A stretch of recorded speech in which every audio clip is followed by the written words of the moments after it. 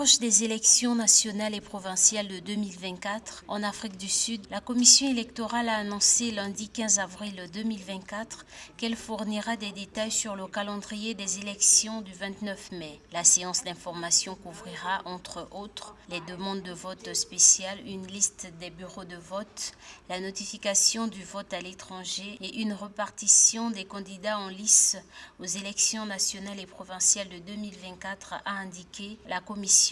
Dans sa lettre à la nation, le président Cyril Ramaphosa a affirmé que le gouvernement, les partis politiques, les candidats, les électeurs, les médias et les organisations de la société civile doivent jouer leur rôle en veillant à ce que leurs actes et leurs paroles inspirent confiance dans la démocratie du pays.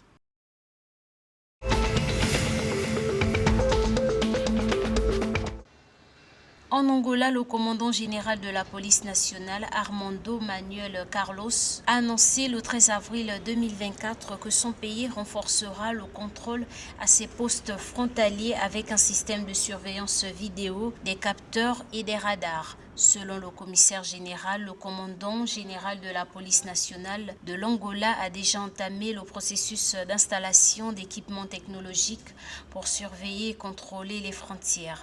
Le système permettra de visualiser en temps réel tous les événements aux frontières. Armando Carlos a déclaré que la sécurité des frontières continue d'être une préoccupation du commandement général de la police nationale d'Angola et que l'installation des équipements technologiques est réalisée par des techniciens angolais affectés à cet organisme.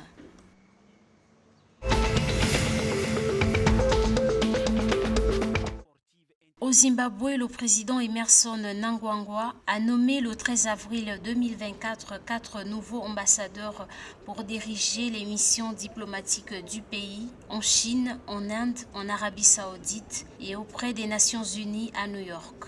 Taonga Mushuvayanu au poste d'ambassadeur extraordinaire et représentant permanent auprès des Nations Unies à New York, aux États-Unis d'Amérique. L'ancien président de la Commission de la fonction publique, Jonathan Outaounaché, a été nommé ambassadeur en Arabie Saoudite. Stella Como est la nouvelle ambassadrice en Inde en poste à New York.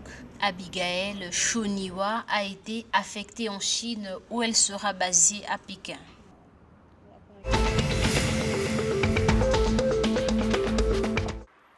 Le gouvernement zambien s'engage à améliorer les infrastructures et les services à Kiwe dans le but de répondre aux besoins critiques en matière d'infrastructures.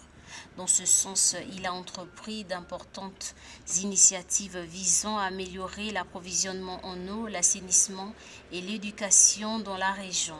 Le président Hichilema a présidé le 13 avril 2024 à la mise en service de 30 forages dans tout le district. S'adressant aux étudiants, le président Hichilema leur a assuré que leurs problèmes d'eau seraient bientôt atténués avec un forage déjà foré sur le campus dans le cadre de cette initiative. Le président Hichilema a rassuré les Zambiens sur l'engagement du gouvernement à tenir ses promesses, notamment la gratuité de l'éducation, la création d'emplois et la revitalisation du secteur minier du pays.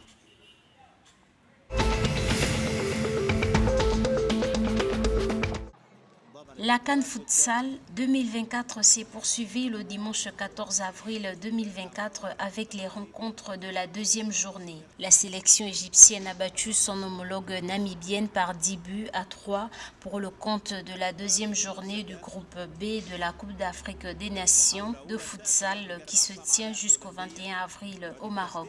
Grâce à cette victoire, les Égyptiens consolident leur place de leader avec 6 points devant la Mauritanie qui compte 3 points d'un seul match. La Namibie est la dernière avec un compteur à 0 aux côtés de la Libye qui n'a joué qu'un seul match.